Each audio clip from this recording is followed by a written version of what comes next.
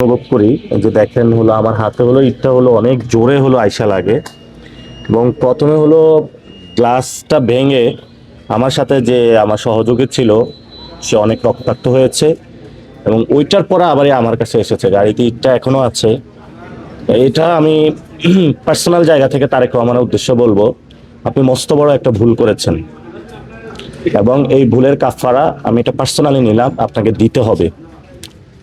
আমাকে শেখ হাসিনা একবার জেলে নিয়েছিল, তার কাফারা উনি দিয়েছে, দিল্লিতে আছে। আমি আপনাকে অনেক আগে সতর্ক করেছিলাম, আপনি সতর্ক হন নাই। এটা আমি পার্সোনালি নিলাম, আপনি এটার কাফারা দিতে হবে। এবং আমাদের জীবন নিরাপদ না যে আপনার শাসন আমলে, এটা আজকে বাস্তবায়ন হলো। যদি মাথায় ইটটা হাতে না লেগে মাথায় লাগতো, তাহলে এতক্ষণ আমি জীবিত থাকতাম না। আশা করি যে রাজপথে দেখা হবে, রাজনৈতিকভাবে ইনশাল্লাহ মোকাবেলা হবে, এবং আজকে আপনার ক্ষমতা পতন শুরু ইনশাআল্লাহ। চলন্ত অবস্থায়। আচ্ছা, কোন জায়গায়?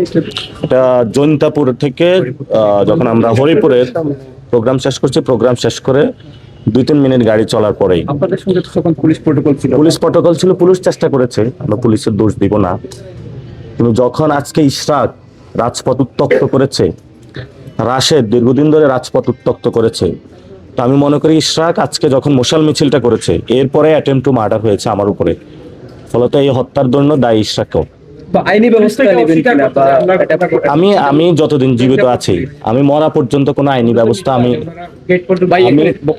মরা পর্যন্ত কোনো আইনি ব্যবস্থা নিব না। আমি মরা পর্যন্ত কোনো আইনি ব্যবস্থা নিব না। ঠিক আছে।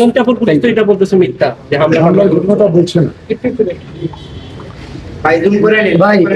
এটা ছিল কোন পুলিশ বলছে, এক্সাক্ট বলেন তো।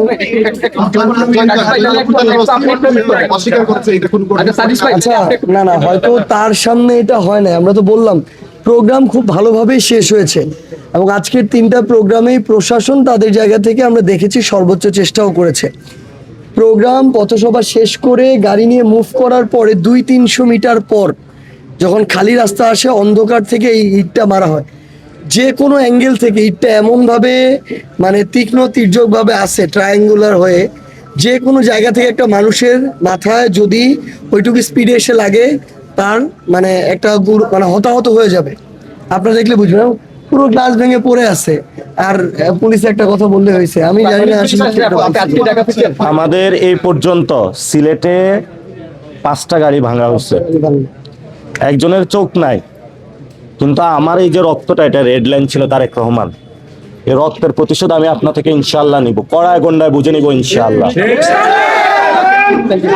ইনকিলাব জিন্দাবাদ, জিন্দাবাদ, জিন্দাবাদ, ইনকিলাব জিন্দাবাদ, জিন্দাবাদ, জিন্দাবাদ, আমরাই আছি, আমরাই